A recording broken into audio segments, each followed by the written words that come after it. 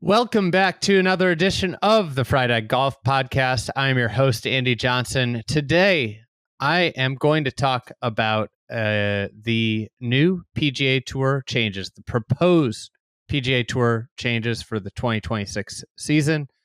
Long story short, kind of what they entail: a less exempt tours, less exemptions across the tour, 100 exempt players down from 125. Smaller fields, and a host of other things. So to join me in talking about this, I wanted to get some different perspectives. So I had Ryan French of Monday Q. He is Monday Q, a popular Twitter account, website, podcast. His podcast is Any Given Monday. Ryan is very kind of on the side of there should be more pathways, more spots, Monday qualifiers, so on and so forth for the PGA Tour.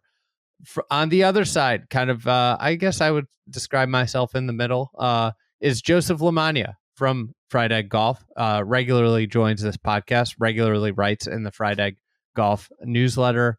So we had a discussion kind of about these proposed changes, where we'd like to see it go, and just kind of the state of men's professional golf. So enjoy. Before we get to this discussion, let's talk about our sponsor, Stripe. Stripe has been a partner of this podcast for a long time, in the sense it's a silent partner, really. They have been our payments, handled our payments at Fried Egg Golf forever. One of the hardest things about being an entrepreneur is figuring out how to make everything work. Stripe makes it really easy. It makes it really easy to do maybe the most important thing for a business. Collect payment. So we've used Stripe forever. We've never had an issue.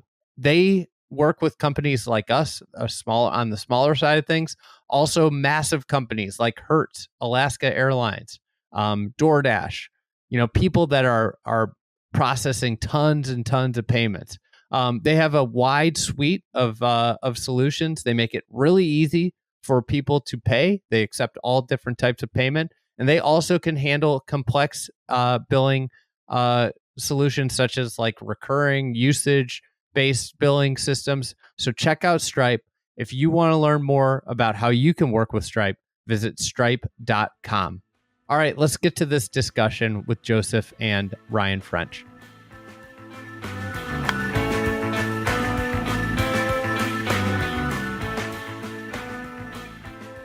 All right, we're going to talk about the proposed 2026 changes to the PGA Tour,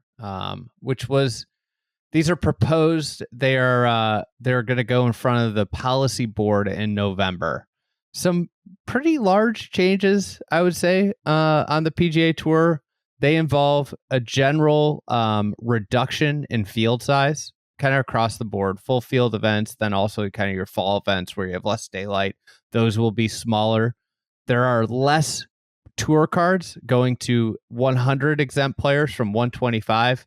There's been a slight change in some of the priority rankings. I'm not going to get into the nitty gritty on every single change in priority rankings. And then the final piece of this news dump was a change in the slow play policy, which was maybe my favorite part about it. A more lax slow play policy. So to break down these, I'm joined by Mr. Monday Q himself, Ryan French, as well as our Joseph Lamagna. I wanted to put together a group here that might have some differing opinions, differing viewpoints, and have a civil discussion about these changes, the direction that the tour is heading in. Welcome on, Ryan, and welcome back, Joseph, as always. Thanks for having me on, guys. I appreciate it. Well, I'm a big admirer of your work. You're golf's forefront investigative journalist these days, Ryan. And for those that don't know, my big break, and I mean this seriously, is Andy had me on this podcast. I think it was this one. I don't remember. Yeah, it was this one. You left your backpack at my old house. Yeah, true. You never came back to get it, and that backpack went. I think my wife sold it in a garage sale for a buck. Perfect. So I mean, obviously been super helpful to me, and I appreciate it. happy to be on. Let's get into it. I think we'll touch on probably more of the nitty gritty details. I wanted to kind of make this a little bit of a roundtable discussion. Ryan, I'm going to give you first stab at this. Since we're all in this together, I wanted to start with the positives. What is your favorite change that the tour has proposed here? Man, I mean, okay, so I will say this without getting too deep. I'm not totally against the field size being reduced. I think they went too drastic, but there is a lot of like the past champions, category has been widely discussed by a lot of people. I'm in agreement with that. Like, when guys who won, when Carlos Franco is getting into fields, like we've lost the plot. So the change in priority ranking is not, I'm not totally against. What's the most positive? Obviously totally biased. I don't see a lot of positive in this change. Joseph, what are your thoughts? My favorite, we're going here? Yeah, not overall thoughts, right? Yeah. Yeah, I mean, I think people have advocated for a simpler priority ranking system, and like Ryan is mentioning, I think there have been some ways to get into some of these fields that needed to go out the door a little bit, and that the bottom of the PGA Tour has not always been the strongest, especially some of these spots between 101st and 125th in the FedEx Cup standings, which is basically the group of players that's going to bear the brunt of these changes. So now when you look at on paper at the priority ranking, you're going to have spots 1 through 100 basically filled by the top finishers in the FedEx Cup standings. I'm oversimplifying a little bit, but then you're going to have the top 10 finishers on the DP World Tour and the top 20 from the Korn Ferry Tour. That's 130 players right there.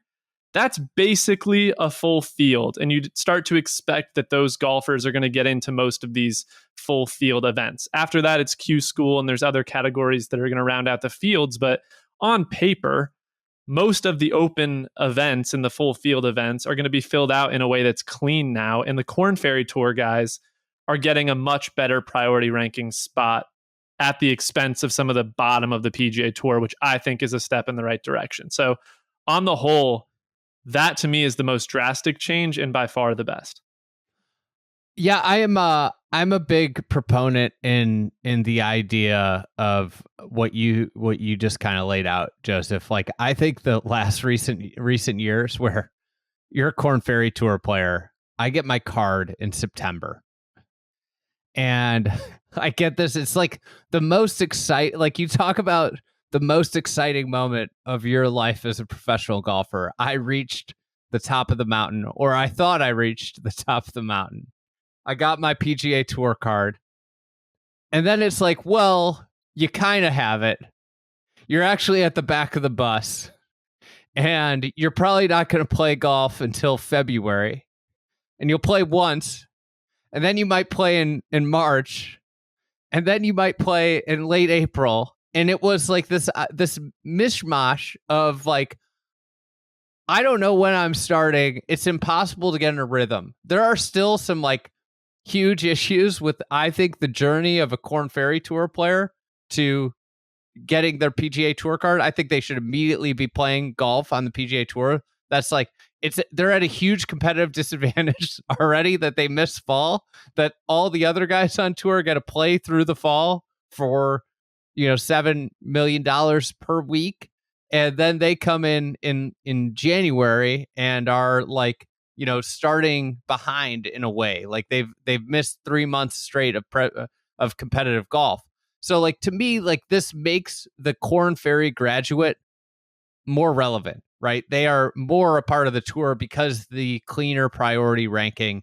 Now, like you could argue on the other side, there's less spots, but I think like the percentage wise, those 20 spots have a much better chance at retaining PGA Tour status, which I think is like one of the hardest things to do in the world of golf right now, is graduate from the Korn Ferry in a, position less than 10th on their priority ranking and retain your card. You are you are, as your father probably told you, walking uphill both ways in that scenario.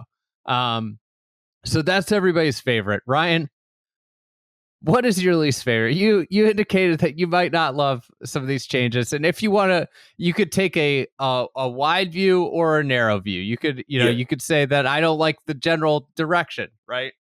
Yeah, here's the wide view is you can, like, back to your point, Andy, like when you get your PGA Tour card, you kind of don't really get it.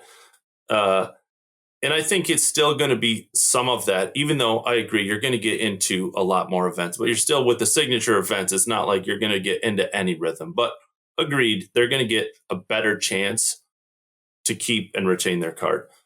Here's my biggest issue overall is that it's become more closed door, right? This brings more protection to the top players. It makes it more closed doors. Yes, it's less cards, but you're talking less exempt cards, less Korn Ferry cards, special temporary membership, as far as I know, as far as I've heard, is going away.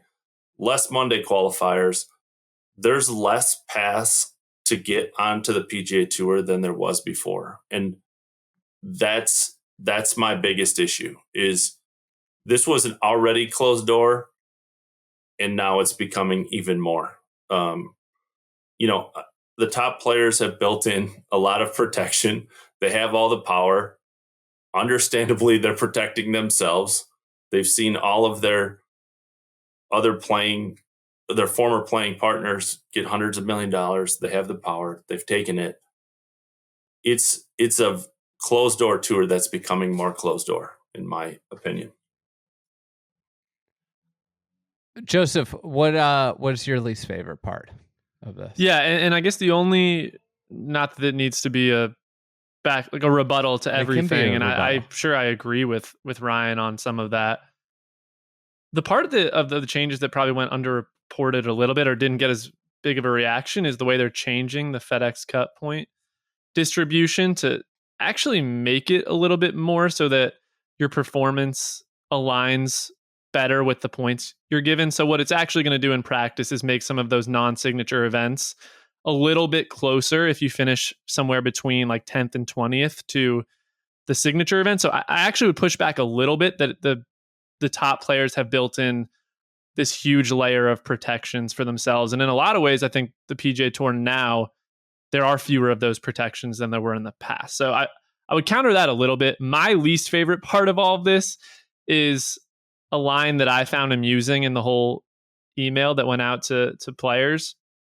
They're not expanding the field size for signature events. And I have a problem with, I think in general, the signature events have lacked some buzz. And none of these changes matter if people aren't interested in the signature events, because that is what the tour is anchoring itself to. If the signature events are special, everything else feeds up to that. Things are going well. If no one cares about the signature events, the tour is has a serious problem on their hands, and the whole thing could fall apart. So in the email, the tour said that they explored the possibility of expanding the field sizes slightly from anywhere. Right now, they're generally around 75, 76 players.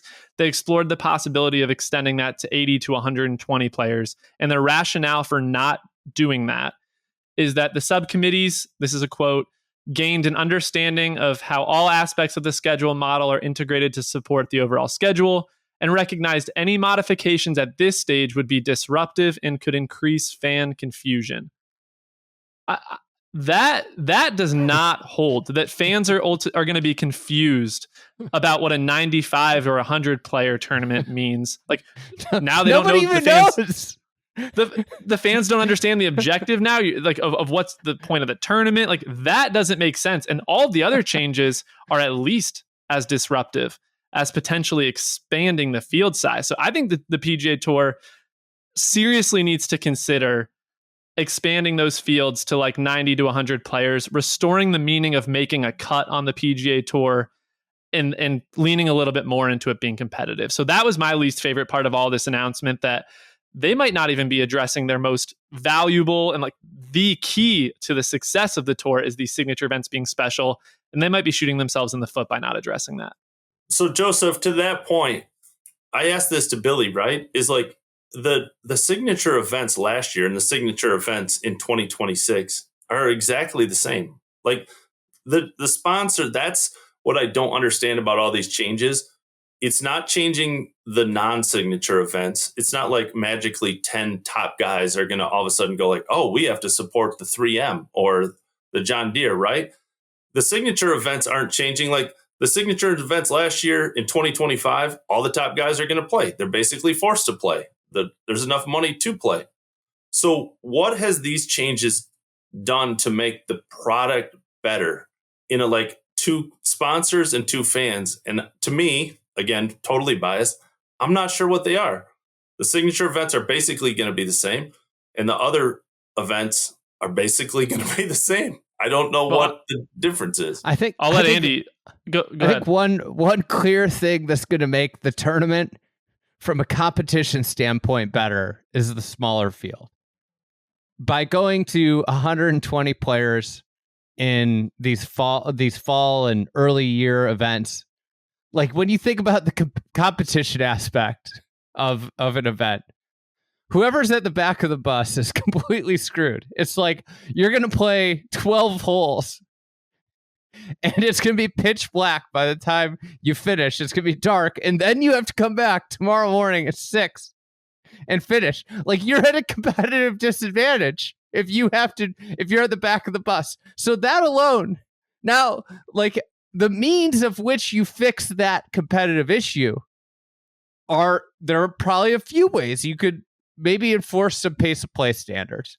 They have gone the other way. For anybody wondering, my least favorite thing here is the pace of play policy getting relaxed. Less fines, more time.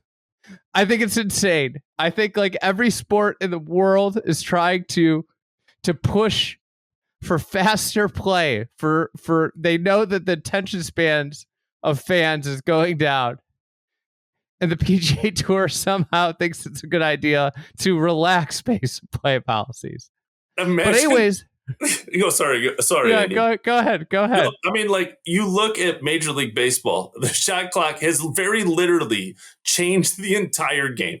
Like it's made it wildly more popular. It's by all accounts, there's literally no one who's like, man, this is a bad change.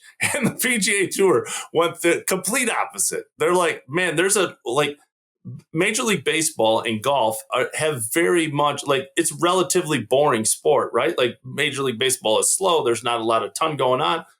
And so they're like, man, we got to make this faster. Let's do a shot clock, pitch clock. And it's revolutionized the game. And the PGA Tour rolls out all these changes and they go the exact opposite way. PJ and I were talking, and PJ brought up a point that nobody's talking about is the health issues that the pitchers are going through because of the pitch clock. But that's because like all the other advantages are outweighing the one disadvantage. And I think like when you bring up this thing, it like obviously people getting hurt is an issue. PJ says that there are rumors that golfers are saying they might get hurt. There might be more injuries if there's a shot clock, which I like can't contain myself like that being a pushback. We're going to get injured if we have to play a shot within 45 seconds. But anyways, I'm sorry. I can't say that in good faith. The other thing that goes into like the pushback, players are like, well, the logistics are impossible. The logistics are impossible. Like that is the one pushback that is constantly held. And it's like, guys, this already happened. They did this on the European Tour and it was a smashing success. They had a shot clock. They figured out on this tour that doesn't have the funds that the PGA Tour has. They figured out how to do a shot clock. Like, and what they saw was players actually played better. They played faster. Rounds took less time. Like it is I think like from that standpoint, for me, that's the issue. But from a competition standpoint, I think people finishing rounds on the day that rounds are set to tee off is like a very important part of the competition. I don't want to dismiss that. Pulling this back. But, like from the other standpoint, like I think that that is like one of the things that you look at with this, and you just say, like, to Joseph's point, like, what are we even changing here? Like, is there, we've been in this kind of purgatory as a golf fan. And whether you're on the fence of like there needs to be more playing opportunities, more pathways, or you're on the fence of there needs to be less pathways, I think like everybody in golf sees the declining ratings, the diminished product, and says like something has to change. And you look at this and it's like, this is it. This is what we're rolling out. Like, unless like I'm missing something and like the 2027 is going to introduce these sweeping changes, which I don't think is going to be like what we've seen is usually there are changes and then it's like, we aren't going to do anything for 5 years and then maybe we'll change something else. So it's like, this is what golf's going to look like for the next 5 years. And what is going to be different about the product outside of a smaller field to the casual golf fan, which makes up of like, we're in this little bubble. Like, what is going to change about the product? Like, absolutely nothing. That's the answer. That's where I'm with you, Ryan, is that I think this reflects delusion of a lot of these players that spent a ton of time in conference rooms coming up with reinventing the tour, and this is what they landed on. Like, to me, that's my issue with the changes, is this doesn't change virtually anything. And I guess where you and I would probably disagree is like, I think the elimination of the Monday qualifiers and the slight reduction in these field sizes to get these rounds in by daylight, I don't think it's going to have much of an impact on any players or on the product pretty much at all. And I also think the pathways are still pretty clear for how a player gets to the PGA Tour. So to me, like, these changes are mostly negligible for 99% of fans. And if, again, like I already said, if the signature events aren't popping for people, these are sweeping changes that don't change much of anything. Yeah, I don't know how you take this change.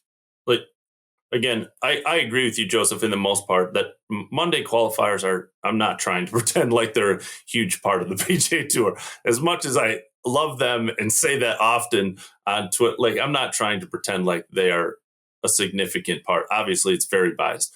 I think they've been a part of the history of the PGA Tour. Andy said it on the Shotgun Start. I would love if they went 70 player fields and the rest is filled by Monday qualifiers, right? Like, that would be obviously biased, but I don't know how you sell this to AT&T when you go and you're like, what are they getting that's any different? Like, hey, here's all our changes. Okay, what is it different to the AT&T Pebble Beach Pro-Am? Nothing. Literally nothing. I think the signature events is something to zoom in on a little bit. Obviously, I think Joseph makes a great point about them being like, if this isn't compelling, what are we doing type situation. And I think like the less player, I think we've seen this with golf in general, is like kind of like the less players overarching. Like, obviously there's outliers. People are going to be like, well, the Masters is a small field. Like, okay, I got you, bud.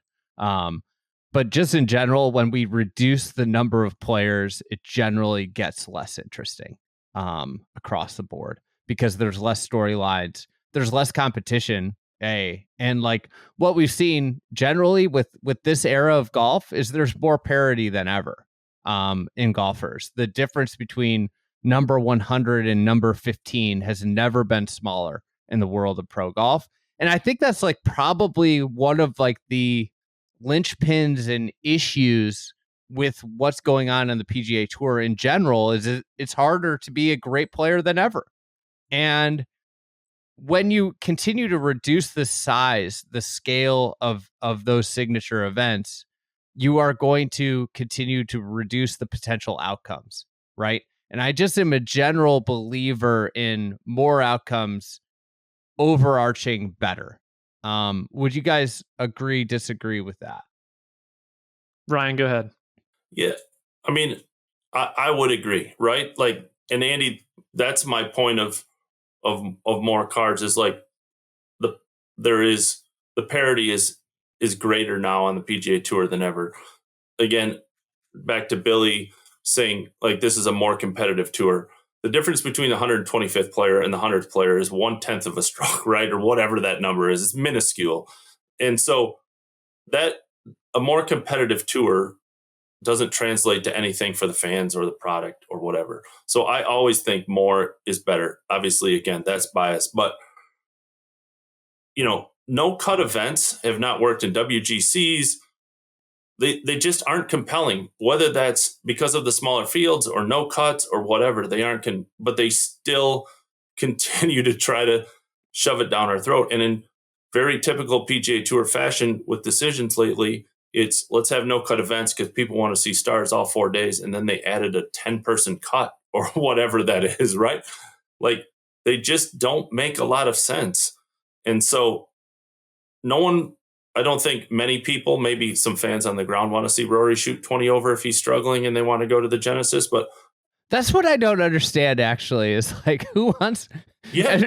Are there people that like wake up early to catch, like, if Yes. Rory's in last, they wake up to catch his 8 a.m. tee time? Right. Like, I don't think that there's exists. a guy with a Sunday ticket, like he's got a Sunday ticket, and Rory goes 81, 79, 78, and he's like, man, we got to leave at 5 a.m., kids.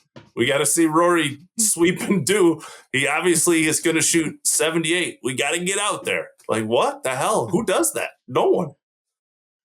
The part I strongly disagree with is the idea that these margins are minuscule. And that's something that we've talked about a little bit on this pod in the past. And not to use an example that might be sensitive, Ryan, but like TJ Vogel Monday qualified 8 times in 2018 and made 3 cuts in those 8 starts. Once was inside the top 50. And then when he went to the Korn Ferry Tour the next couple of years, struggled on the Korn Ferry Tour. Like, Mark Hubbard forgot to register for a tournament this fall on the PGA Tour swing, showed up to the qualifier and got out. He immediately got... These fields are vastly different in strength of field. If a PGA Tour player shows up to a Korn Ferry Tour event, to a Monday qualifier, like, chances are they are getting out. If you don't belong on the PGA Tour, you're probably not going to have success. All due respect to TJ Vogel, like, when he got out to a stronger field, he wasn't able to compete. I fully believe with what the PGA Tour has done with their pipelines, if you are good enough, the opportunity is in front of you, and removing those Monday qualifiers is not preventing players from getting to the top level. Where I think we clearly agree is that expanding the field of the signature events and restoring the meaning of a cut would make things more competitive and compelling. So that would be my rebuttal to you, Ryan. I agree with you on some of that, but I think this talk of like, it's a 10th of a shot, it's a 1500th of a shot, doesn't always play out. And I would challenge people to come up with examples where somebody's getting trapped right now.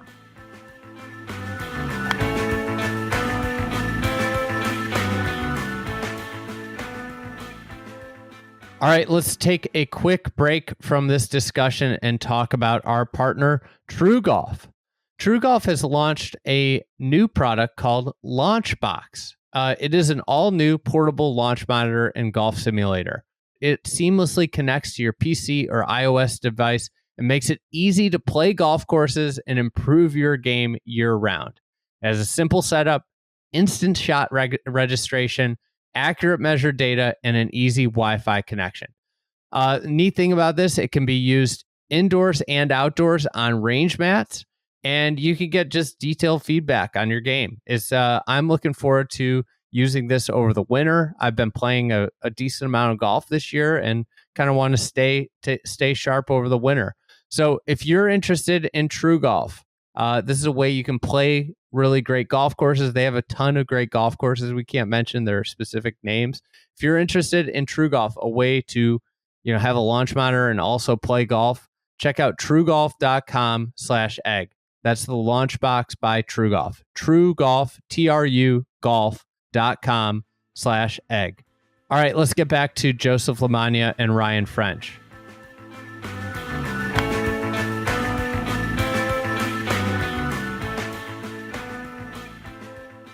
I've been looking a little bit at some data and just like what I've found interesting is like how, you have these players, and because of signature events now, their strokes gained has like they aren't improved. They're almost they're getting worse because on a strokes gain perspective, because they're playing against better competition, right? Your strokes gain, and I think this is all relative. Strokes gained. Yeah, unadjusted. So if you are like like scoring average stuff, like the scoring average of the 3M is a lot different than the scoring average of playing at Riviera in February in bad weather, right? Like there's all these different elements to it. And I do agree, just in totality, is like the way that the tour has set up with like the Corn Ferry Tour and the PGA Tour, just in general, we could quibble about like small things, but players that are supposed to succeed. Years ago, I had a conversation with a tour player who, like, a level of player who had played on the Corn Ferry Tour, but also who had played at Eastlake, right? And he's like, listen, there's nobody that gets held down by the Corn Ferry Tour that's not supposed to be there. And he's like, the thing that I would always pay attention to if I were you is watch the certified PGA Tour players when they get relegated to the Corn Ferry Tour, how they immediately are right back up. And I think listen, I'm friends with them, but like when Zach Blair a couple years ago lost his tour card, I was terrified because Zach, he'd be the first to tell you he's a bomber, but if you go to the bottom of the driving distance, I'm like, man, like these scores are they're so low on the Corn Ferry Tour. He doesn't hit it that far. Like he may not get his card back. And sure enough, he went down and immediately came back up, and he's been back up since. Like, and now with like this, I think like what's interesting to me about this new I think like less cards, like if we want to talk about like where the tour's going and where I'd like to see them go, we've talked about the signature event. I think it's just time for them to acknowledge that there is a upper tier, like that there's a different tour, and that what we're talking about, like mainly this conversation is about the tour, the Corn Ferry Tour and the PGA, the bottom part of the PGA Tour. And to me, like what needs to be acknowledged, like if they could increase the field sizes of the signature events while keeping the same small number of exempt players into those, then you've created an interesting pathway up and down, right?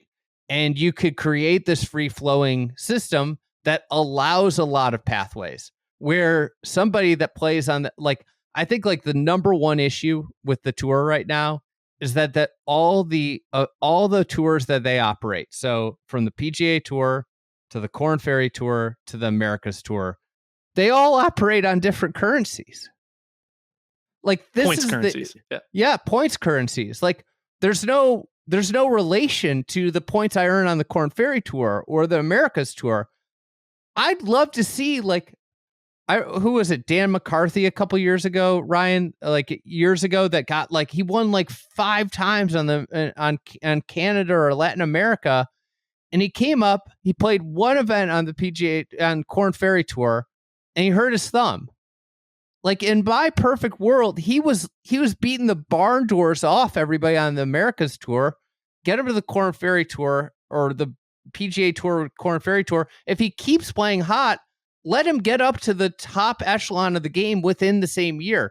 We all like understand golf. Golf is a game of like, you see this as like runs. It's very hard to sustain the same level of play over a long period of time. The only people that do that are the greatest players in the game. So allow a little bit of a free flow. And I think what happens is then you start to see just more relegation and promotion throughout a period of time and more interest. Because to me, outside of the superstars, the most fascinating aspect of the sport is the promotion and relegation. Yeah. Just one back to Joseph's point. You can talk about my wife, my kids, but TJ Vogel is completely off limits. That I would have not agreed to come on this podcast if I had known that was going to be coming across. Is he from Indiana? Isn't he from Indiana? Yeah, like why would you do that? Well, Joseph's from Indiana. That's Indiana crime. I mean, again, talking about my wife, kids, that's fine. But TJ Vogel, that is insane. That's slanderous. Yeah, let me handle the Monday qualifier. I agree with you, Joseph. I think it gets lost, and I probably don't do a great job of it. I'm not pretending that like a Monday Q field is like, oh, they all going to be PGA Tour winners, or even there's tons of guys who are just very good players and could be a decent Korn Ferry player, but I think there's plenty of examples. Peter Quest just did it. JT Post. Guys change their careers on Monday. There's definitely guys who have Monday qualified or in Monday qualifiers that could be a good part of the tour. But I'm not trying to pretend like Monday qualifiers have fields where everyone's going to be a PGA Tour winner. I probably don't do a great job of saying that on Twitter. But Andy, to your point about points being, like Matt McCarty is a great example, right? Like, how do we get Matt McCarty up to the PGA Tour faster than the 3 wins he did? Because obviously he proved it. He was in that period of time, he was one of the best players in the world, obviously not playing against great competition. So how do we make that regulation? That's the point of all those changes is like, we don't have that. We don't have a lot of pathways, in my opinion, to get to the PGA Tour. There's slow pathways too. In a rare moment, I'm going to defend the PGA Tour a little bit on that. What they're saying is the path is through the Korn Ferry Tour, and you have a full season to finish in the top 20. And if you do that, now we're pretty much guaranteeing you spots into all of the non-signature events. Could they get Matt McCarty? I agree with you, Andy. They should get him into the fall faster. But like the other example, Dan McCarthy. Yeah. Maybe get him up into the Korn Ferry Tour faster and let him work his way into the top 20. And if he's good enough, he will. If somebody's winning on a lower tour than the Korn Ferry Tour, like realistically, they are not, even if they're winning, are not going to have a lot of success on the PGA Tour until we've seen that they can play well on the Korn Ferry Tour. I don't think players like that are getting stuck. So it seems fairly reasonable to me to say, hey, we're giving you, yes, it's going to take you a full season on the Korn Ferry Tour, finish in the top 20, and then you're going to get your starts now on the PGA Tour and not be stuck behind cards 100 through 125 is a fairly reasonable pipeline system. I think like probably the biggest pushback to like a real free-flowing almost market of golfers going up and down is the idea like it revolves around people need to know where they're playing. Like that's generally what I think the pushback would say it would be. And I would say that's a strictly player's perspective, from a semblance of any other sport. Like you play where you are performing. You get moved up, moved down in all these sports. And if you're a star, you know where you're going to be for the most part. And that should be the only people that really know where they're going to be are the people that are the players that could go out and perform at a top 20 level year in, year out, in my opinion. I think you've seen this like basically year in, year out with the PGA Tour and the Korn Ferry Tour. Is effectively one player from the Korn Ferry Tour at minimum comes up and is an immediate like star in the making on the PGA Tour. You think Scotty Scheffler, Sung J M, who's been one of the most consistent like good players on the PGA Tour, within weeks of them being on the Korn Ferry Tour, it was very evident that they were going up to the PGA Tour. And I think like one of the issues with the structuring it, the way they have it structured, where you have to be down there for a year, like other than winning 3 times, which is you could finish second every single week on the Korn Ferry Tour. You could be literally finish second every week, and it does you no good. You could win twice and finish second it'd be the greatest Corn Ferry Tour season ever, and you don't get moved up. Like, there needs to be point thresholds, like where through a certain time, we're going to move this person up. Because, like, what you're missing out on, especially in an era where players are younger, the primes are shorter. We're seeing this, like there are real questions at age 31, 32. What does JT and Jordan Spieth's next 5 years look like, right? Like, what are they? That was when they were 21. We never fathomed that or 22, that being like the reality. But like, with this in mind, like, how do we get people like Scottie Scheffler up a half a year early and start to build the name recognition of these young players?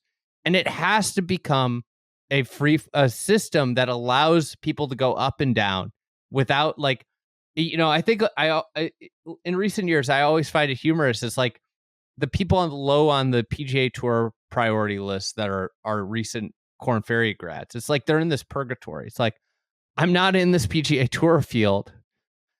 Do I go play the Corn Ferry event? It doesn't count towards me keeping my PGA Tour card, but I'm not playing the Corn Ferry Tour enough to be advantaged on the Corn Ferry card. And then if you lose, if you finish poorly enough on the PGA Tour money list, you go back to like first stage of Corn Ferry Tour. Like it doesn't make any sense that the points don't match up. Like, to me, like, this is like actually the biggest problem with the PGA Tour is that the currency, you have one state running everything, but using different money everywhere you turn. Yeah, I mean, agree totally with that, Andy. I mean, Blaine Hale obviously was a Q school graduate, so even behind the Corn Ferry guys, so even getting into less events, really concentrated on the PGA Tour as much as he could. Then all of a sudden was like, oh, hell, I got to go start playing Corn Ferry events, and is going to finish below, outside of, the still barring the 3 events that are left. It's going to finish below 200th in FedEx. Didn't do well enough, made a few cuts on the Corn Ferry Tour, so didn't keep his card in any way there. I mean, he's going back to second stage and very literally is going to go from the PGA Tour to nothing, like zero, not a single start on the Corn Ferry, not America's status, nothing. And so and those guys coming up, like, you play great on the Americas, you should be able to go faster through the system, 100%. To be fair, and I'm more just playing devil's advocate here, Blaine got like 24 starts on the PGA Tour, and it's almost all missed cuts this year. Oh, 100%. I can agree that there should be some point synchronization so that they're not starting back from square one and they have some level of Corn Ferry Tour status. Like, that seems to be very reasonable. And maybe there's another exemption category, Andy, where if you're top 5 in the Corn Ferry Tour points at a certain point in the year, you get into some PGA Tour events. Like, that seems like a priority worth pursuing. I would just only push back on the notion that players are getting trapped in certain places within the golf ecosystem right now, because I really don't think that's happening. See, like, my point is, like, if the points are all the same, you could be Blaine Hale, and it's March, and I haven't gotten anything going on the PGA Tour, and I don't have any start. The Players is this week. I'm not going to get into Honda or whatever is around it, and I'm like, okay, like, I can go play the PGA Tour or the Corn Ferry Tour, and at least up my standing on the PGA Tour, because I'm going down and I'm playing something and I'm trying to play well, right? And I think, like, that's the issue, is, like, to me, like, everything you do within the PGA Tour ecosystem should relate to something, and it makes it easier for the fan. It makes it way more interesting. All of a sudden, also with this, like, you could have multiple relegation and promotion moments throughout the year. It doesn't have to be like, you know what? It's August. We relegate and promote in August and September. That's the time we do relegation and promotion. There could be points like where it's like, okay, you're outside here. These guys are up. All of a sudden, it like, I think like there's been this like belief that we can get the PGA, the golf schedule Like there's this this belief that we could get to a 8-month calendar for the stars where they get their off season. I think that's just not possible. I don't think we could get a golf schedule that everybody's happy with in under 10 months. I think that's the reality. It's we're going to be running golf from January till October. That is just through October. That's the reality of it. So why not have multiple relegations that keep that interest in the sport going? Yeah, and I think it helps with getting the best players up there faster, right? Matt McCarty, before his third win, gets up there because of some quarterly regulation or promotion. He gets up there faster and proves that he can be a star. I, again, totally agree, Andy. It's how do we create turnover? That's again, back to the main issue that I have with the PGA Tour in general and these changes is we're not promoting that. We're not looking for ways to get the best players up the fastest. That's not the goal of the PGA Tour, or it seems like it to me. So why can't we do things quarterly promotions? And then those 10 that are regulated know where they are playing, right? They go down to the Korn Ferry and are for the next quarter, I got to kill it on the Korn Ferry Tour so I can get back up again, instead of the purgatory that you talk about. I should go here or there. Where you're playing, what the goal is. I think then you could get rid of Monday qualifiers too. Son of a bitch. I didn't know what I was walking into, but I am never coming on this podcast again. Between the TJ Fogel and this, I just walked into a trap. Yeah, I mean, I just think I think one of the challenges that golf has is the lack of the other side of the table element that every other sport has. Team sports in general have the owner, and the ownership, and I'm not saying that owners are great. I'm a Chicago sports fan. The vast majority of the owners of my sports teams are pretty much horrible. They're the worst, some of the worst owners in all of sports. But just in general, the owners represent kind of the idea of we need to make this product good because I am trying to make money on the product. The players make money by playing the sport. And I think one of the struggles that golf faces, and it's very evident with this, is that the lack of the other side of the table saying, let's really think about how we make the most interesting television product. And if you take the majors out of golf, what are the most fascinating events over the course of the year? What would you guys say? Joseph, you first. Yeah, I think I went through this in my head recently, and there's 10 events that seem to matter in golf right now. The Players matters, the Ryder Cup, obviously the majors. We're just talking about the men's side of the Olympics when it rolls around. And then honestly, I think even events like Riviera and Memorial have been diminished a little bit by the reduced fields. There aren't that many golf tournaments that people really seem to care about. So somewhere around 10. Obviously, yeah, I agree. I use this guy who used to run the Edward Lohr tracker, and he was very committed to an account that was total ridiculous, right? But the point is that's a golf nerd, right? You have to be an ultimate golf nerd to be really dedicated. He wasn't this was before the trackers were a thing, and he would hook up with his mom and get pictures and not hook up with his mom. I didn't say that, but get connected with his mom and get pictures from the tournaments and his wife. And he was working at it. Right. And that guy only watches 4 tournaments a year now in the majors. Right. And if we're losing that guy who ran an Edward Lohr tracker account dedicated, we have lost the plot. And he's not watching signature events. We're doing something wrong in golf because that is the guy who, if he's not watching, we're in deep, deep trouble. Yeah. And I think like where I was going with this is like, what matters is when there's stakes, right? I mean, you talk about like Joseph, you talk about Memorial and Riviera being reduced.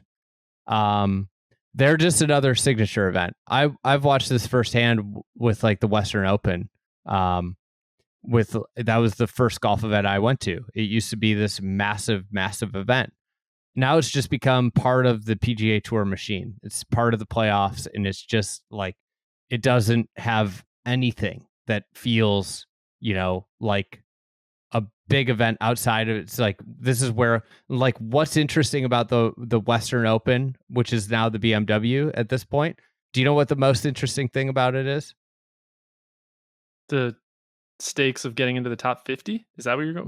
Relegation. Right. Relegation. Like when there are stakes. Like that's the only events outside of like, to me, the majors are events that have stakes in them, whether it's an Olympic gold medal, right?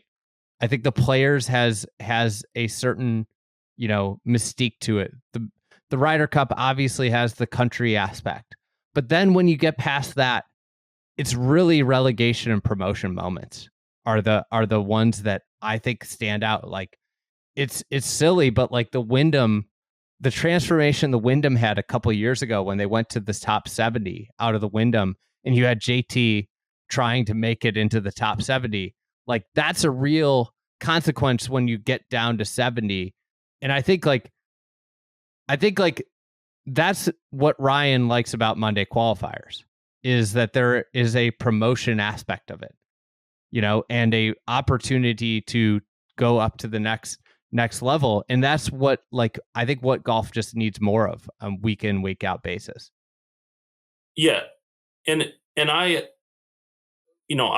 think that golf, I think they tried to make the stakes in these signature events money, and some like that's just, it reminds me of like when Liv started, and they would be like, this putt's for 4 million. Like the dude signed for 250. He doesn't care that it's for 4 million, right? And now we're talking about this at signature events, like this is for 2 million. There is no real stakes, and it's turned off. Again, the 70 at Wyndham is important, right? And the 50 at BMW still had some buzz to it. Keegan and Tom Kim and those kind of things. But the consequences are just almost zero outside of those very few moments for the top players. Signature events don't have I don't know what they can do to make the consequences significant enough for fans to care, because they're the best players. They're all rich. It's not money. The regulation is for players that don't really, it's confusing. Like it's not just cut and dried. Who's not going to be in the next one and those kind of things. So I don't know how they create buzz. And again, when you have too many signature events, like they're all the same. I can't name the signature events. If you said, Ryan, what's the signature events in 2025? No idea. AT&T, I know. And outside of that, the RBC Heritage, because like who the hell wants to play another important round after a major? It's like, don't forget about the Travelers after the U.S. Open. Travelers is all. No one wants to be there. Let's play for 25 million. Ryan, I think this is where I'm glad we found common ground. And to me, this week, I feel like I've been taking crazy pills a little bit, and that the lead has been buried in all of this conversation about the changes that I think are fairly negligible and honestly a step in the right direction, is that we're running back the same product now for the foreseeable future and pretending it's some massive change when fans are actively rejecting it. And so that, to me, the walls can come crashing down pretty quickly here on the PGA Tour if some more sponsors start pulling the rug out a little bit. And that should be there's no urgency from the PGA Tour to do something truly innovative. It feels like they think this is innovative. It's not. And we're about to run back the same product, and it should be. I hope there's somebody in the organization sounding the alarm a little bit that 2025 may not be exciting. And if they think 2026 is going to be more exciting, I think it's pretty delusional.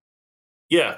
Again, Joseph, I think we'll disagree but the overarching is, my question is, no matter how you feel, if you think it's good or you think it's bad or it doesn't really matter in the scheme of things, how is the product better? And there is no answer to that because it's not. That's the thing. 100 players, 125, 150.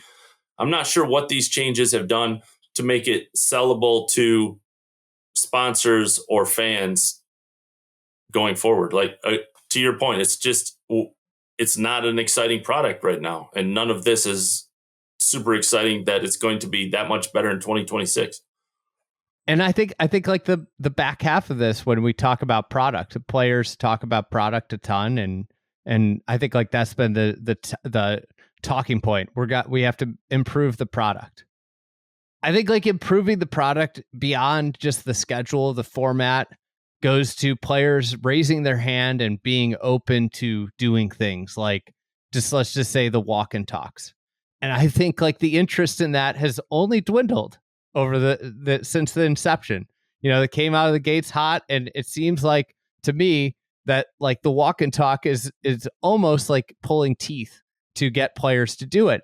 And this is an example of where players, like, I don't think this is like an owner versus a player mentality.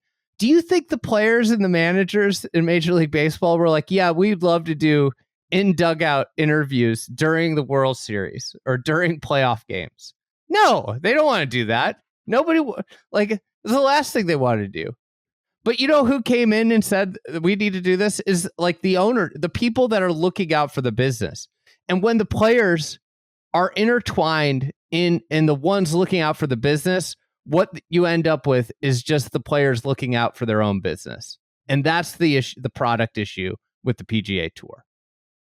Andy, I agree. I also think there just needs to be a little bit more of a back to basics with, and this is talking to an echo chamber on this podcast, but the equipment and the golf courses they play, I think, are going totally under the radar for how much that's holding the product back. And I think we need to focus on the gameplay itself, because a good broadcast where you're not stuffing commercials, you're showing the golf with equipment that doesn't de-skill the sport at great venues is a very good product.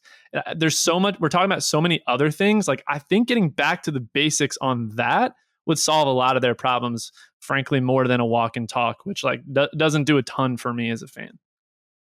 Yeah. I mean, my pushback on the walk and talk is like, yeah, I mean, thank you for doing it. I don't know what they wanted from us. Like, we appreciate it, but NBA coaches, to Andy's point, I just saw Aaron Boone do an interview. He's getting demolished. It was like 4-0. Freeman's just hit a blast for the fourth time in 4 games.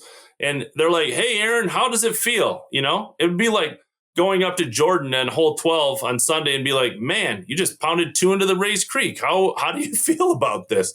And like the walk and talk on Sunday or on Friday at the, Travelers, and we're like, this is some groundbreaking stuff. Like, I mean, I don't know. Every sport has done it. Coaches do it in timeouts during the Game 7. So they don't get a ton of credit for it. It's not revolutionary.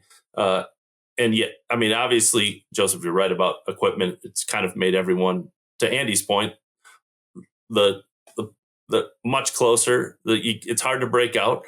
You can't be a great player, or they're all together. Whatever side of it you're on. So yeah, I just don't know. I just don't know what is going forward. That there was nothing about fans in that proposal, right? Like, there's nothing like, hey, we're willing to do this, or we should do this, or anything. It's like, hey, how do we take care of ourselves? And here you go. This is what we're doing. It's interesting times for the PGA Tour and its fans. I think like, this is obviously something that's being proposed to the pack. It's not locked in, but do you guys have any, do you think this is what we'll get across the finish line? Yeah. I mean, from the people I talked to, this is a done deal. So there might be very slight adjustments, but I would be shocked if there's anything that would drastically change from what's being proposed. This has been kind of worked on for a long time. Let me say, I think it's been worked on by a certain set of players on the pack. I don't think it's been worked on by everyone. So yeah, I think this is a done deal. Sure, I trust that, Ryan, and frankly, like I think it should be passed, mainly because I honestly think the only difference you're really going to feel for the majority of people is that more Corn Ferry Tour guys are going to get opportunities faster at the expense of the back end of the FedEx Cup, and that is what should happen. So are these changes radical enough to turn the product around? No, absolutely not, and that's my issue with it, but I don't have a problem with the changes. Yeah, I land somewhere. It's a small step in the right direction, but overarching, there needs to be a giant leap in the right direction in the very near future for the long-term health of men's professional golf. And I think like there are a lot of ways you could go about it, but like a lot of the thinking needs to be outside the box that we're currently living in. Ryan, do you have any parting thoughts? Yeah, I would be on the opposite end of Joseph, and you're in the middle. But I think my closing thoughts is this is a very selfish game, and I think we're seeing a lot of that reflected in the changes when players have control. It's a notoriously selfish game, and it's hard to, when you have control like that, not see that this is the result. They're doing what is best for them at this time. So, I mean, I love the PGA Tour, and I've been a golf nerd my entire life. I don't want the product to stink, and whatever that is. If at the end of 2026, I'm like, man, I was super wrong, and this is great. I hope that I'm wrong, because I want the PGA Tour to be successful. And I hope that that's the case. I think at the end of 2026, we'll probably feel just about the same as we feel right now. Yeah. So not to be a Debbie Downer, but that's, I think, the state of where the structure of the PGA Tour is at. And I think, this was a fun chat with some different opinions, but I think we all kind of land the same place, which is probably not a good sign for the state of the PGA Tour. All right. Thanks, Ryan. You can read his work at mondayq.com. And Joseph, who writes regularly for our newsletter and is a regular guest on this podcast. Thank you guys for coming on. Thanks, guys. Thanks for having me on.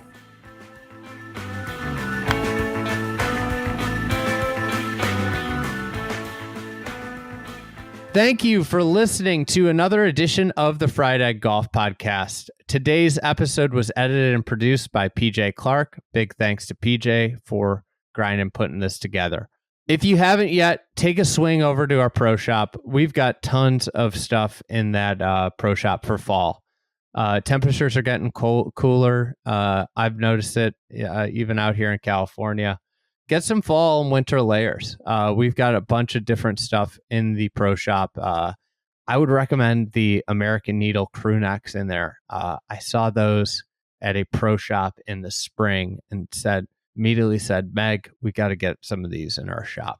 So we have those for the fall. Meg's done an awesome job stocking the shop. It is proshop.thefriedegg.com. Go in there and get some fried egg golf swag. All right. Thanks. We'll be back next week. We've got a golf architecture pod coming early next week. We'll be back talking golf architecture early next week. Thanks for listening, and have a great weekend.